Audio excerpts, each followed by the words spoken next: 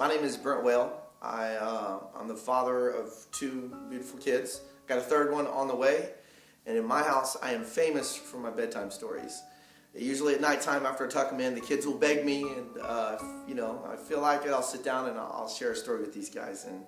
And usually, I might pick a Bible character, or I pick just some random figure from nowhere, a princess, or a frog that you kiss and it turns into a prince, and a prince who's a warrior and fights dragons, And you tell these stories and you look at the kids and their eyes light up and you can tell like they're in the story. My son Ethan is the dragon warrior, and he'll let you know at some point in the night he will karate chop you in the head. And my daughter, is just flicking her hair because she's beautiful and she's the princess. And it's funny because kids have this imaginative capacity. Like they're young, life hasn't kind of taken that from them. But it seems like as we get older, somebody at some point is going to violate our trust, and we learn not to take things at face value. We almost lose part of that innocence, part of that ability to just hear a story and be touched by it, because bad things happen to good people. And I do a lot of video work. As I said, I'm a youth pastor. I do a lot of video work for a church, and the orphanage had heard about that and asked if I would put on this video that you're watching. And in the process of trying to imagine and think up what to say, how do I begin to ask that question, how do I really create a video that tells the message that they're looking for? And the board had asked me to, come to a dinner with them, and they sat down and they showed me pictures of all these orphans and gave me videos and just an overload of information. I'm flipping through the pictures, and I find this one picture of this young kid who's just kind of standing there. And I really don't know what it is that stood out about the kid, other than I think like his pose, right? Because he stood up in the middle of the picture like I'm the man, like I'm the boss, And I kind of just liked him, and I laughed, and I flipped through a couple more, and sure enough, there was him again, standing in front of more people, looking like the boss again. And I'm like, I leaned over to the guys and said, "Who is this kid?" And they're like, "That's Commando." I'm like, "Yeah, that's a name, like Commando, And just kind of laughing at the name, like, because that's real, My name's Brent. That means from the hills, like.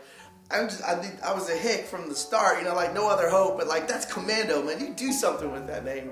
And I began to get really drawn into his story and asked him, where does he come from? Why is he at the orphanage? And he had a deadbeat mom, and so the orphanage takes care of him. And I hear the story, and I get drawn to this story. And as the night goes on and as time goes on, and emailing back and forth and talking with the board members, I'm realizing that, like, at some point, these were just stories for them, like there's nothing real special about the board members. They're just people like you and me. It's teachers and businessmen and office workers and people like that who at some point let down that guard long enough to hear the story.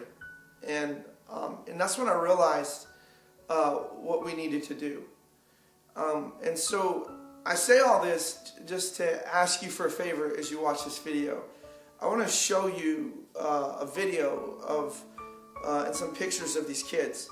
And I want to ask you that as you watch this, that you would let your guard down. I don't know where you came from to watch this, or what your background is, or I don't know any of that. But whatever it is, I want to challenge you to set it aside and just take in these stories about some kids and some people who were impacted by what God is doing at Mama Tara's. Thank you.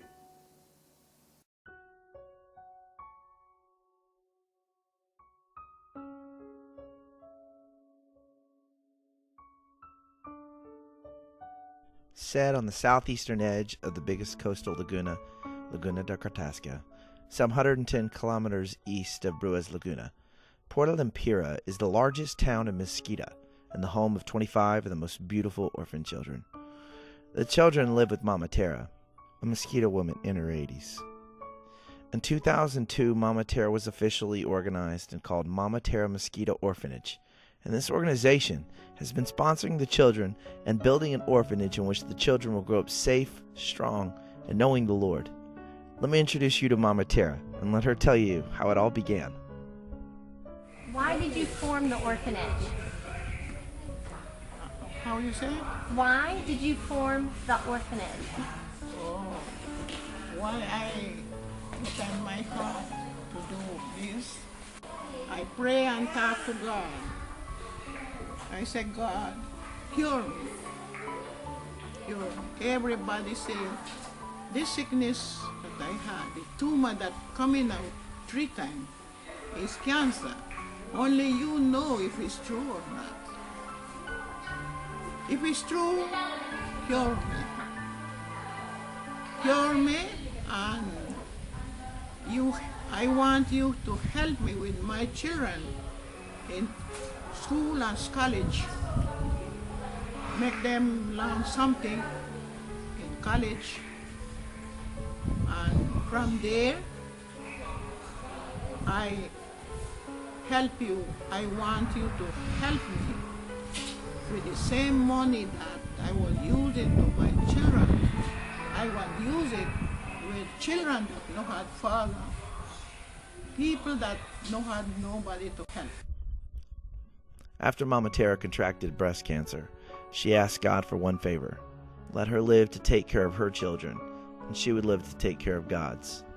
And even though it's been an ongoing battle in a country riddled with political corruption, with a subculture of people with a poverty mentality, she's been faithful with that promise. In the Miskito culture, most women usually begin forming relationships at about age 15, and most become mothers by 18. Most women have 6 to 8 children with their husband, but since men are not around, there's a high abandonment and divorce rate. Men often feel no moral obligation to take care of children because of a high illegitimacy rate. And it's extremely difficult for women to find jobs. Most rely on their men and their income to support their children. The gender roles within the Miskito culture are affected by more of the boom and bust of the local economy. When there are few job opportunities, men rely on agricultural work, and they spend time within their respective communities. But since the 1990s, most men have been traveling as a result of an increase in job opportunities in other areas, and they spend significant amounts of time away from their village. Currently, most men work on fishing boats and similar jobs, diving for lobster, and spending 8 months out of the year away from their families. It's been these challenges that have contributed to the needs and challenges that Mama Tara has been working so hard to correct. It's been these challenges that have brought about tragic circumstances, like Bexy Ilupo Dixon. She has a younger brother at the orphanage, and his name is Edgar. She was so tiny and undernourished when she first arrived. She had a distended belly and sores all over her body. She was starving for attention and food. The living conditions that she came from were no father at home, an alcoholic mother who neglected all of her children. She would leave them for days at a time. She had at least 3 other siblings, Belky and Richard, and a little brother, Edgar. Their mother taught their older children to steal things, to try and sell for money, but she usually just bought more alcohol. The children were mostly on their own. Bexy was not one you could miss. She was tiny and dirty and very skinny. She was full of emotion, and either very happy, very sad, or very, very angry. And then there's McLeaver Sadia Gomez. He came to the orphanage at the age of 4. McLeaver comes from a dysfunctional family where both parents are alcoholics, and the father was exceptionally hard on McLeaver because he wasn't able to walk and speak as a young toddler. He didn't even want to feed the child. Other people heard of this distressing situation and brought the news to Mama Tara. She asked his parents if he could come live with her in the orphanage, and they agreed, and he came to stay in 2002. Mama Tara taught him to speak, and he is now perfectly normal. And Edwin, whose mother died a little over 2 years before he came to the Mama Tara Miskito orphanage. Shortly after her death, his father remarried. At the request of the stepmother, Edwin was kicked out of the house. He spent 2 years roaming the streets from house to house until he found someone that mentioned Mama Tara Orphanage. They stated that he could go there, better his education, find food, and a place to sleep. And so he walked 6 hours from his village to Mama Tara. He's 14 years old now. It's situations like these that make the Mama Tara Orphanage a necessity, but it's people like you who make it a possibility.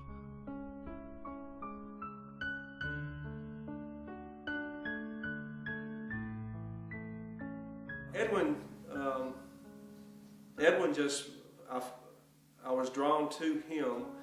I guess maybe because he was a teenager and a little older, and I could relate a little better with him. There was a communication barrier, obviously. He spoke Miskito, which had to be translated to Spanish, which then had to be translated to English so that I could understand even what he was saying, and then do the reverse back to communicate with him. And but in those communications, he just struck me very much as it was just a spirit-to-spirit thing. He had just a sincerity about him, someone who really wanted to help. He just didn't want a handout. He wanted a future. He wanted somebody to just give him a foot up so that he could take it from there. And that's how he came across to me. And so initially, I was just a little reluctant about sponsoring him. I can't tell you why. It was just a slow process for me. I didn't want to just jump in and just go sponsoring any kid and all that. I really wanted to find the right one that the Lord would lead me to. And so we were there 2 weeks, and every couple of days, whatever, we'd talk and stuff like that. And one day, Mama Tara came up to me and she says, you need to be Edwin's padrina. You need to be Edwin's padrina. And I said, okay, I'll think about it. So we went. We bought him some clothes. We bought him a sheet for his bed that we had for him. We bought him some shoes, and brought it back to him. And he was just so grateful to get it. Just so grateful, and you could tell. Big smile on his face, and then, he just started kind of hanging around me, I guess, just as a kid would do, somebody who finds somebody else that even shows any care for them. And so it touched my heart, and so came back and sponsored him. Okay, on the first trip, one of the moments that I remember was sitting under a thatched patio umbrella with Max and a translator. And we were telling each one of the kids the salvation message and how to accept Jesus into their heart. And I remember sitting there with them and thinking that this was more than just doing VBS. No, I can't do it. No, I'm going to cry. I remember sitting there and thinking that this was not just doing a VBS and heading home again, or even putting a check in the mail. This was the eternity for this child. And as I did the sinner's prayer with him in English, and it was translated into Spanish, and I watched him accept Jesus into his heart, that changed everything for me. And I hadn't decided to sponsor him yet, but he became a son to me then. When Max was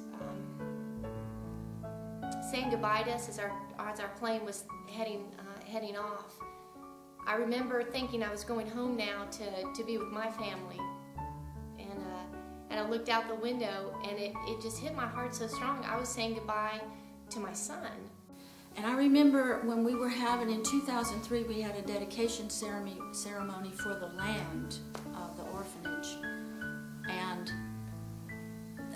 DeBorley got up to thank everybody and to thank Tracy Haupt, the original person who brought us to Mama Tara Orphanage in the first place and raised our awareness of her need. And he was very much involved at the time, and so she was thanking Tracy and saying it in her Miskito language. She said, "Tanki Pali," to Tracy for bringing the missionaries here to help us.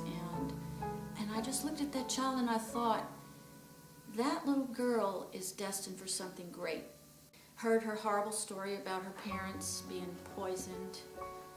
And one of the times I remember their tutor, Ibedi, was telling us, she began giving us little stories about the children, and she knew I'd be interested in Viborli. So She was talking to Viborli about the terrible story about the parents being poisoned, and she said, well, why don't you go back and live with your relatives in Bank, the village that they are from?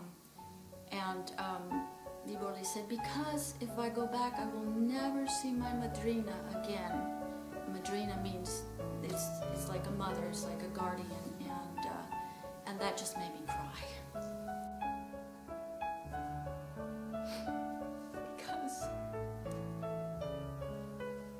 that was in 2008, and I knew by that time I had become a part of her life.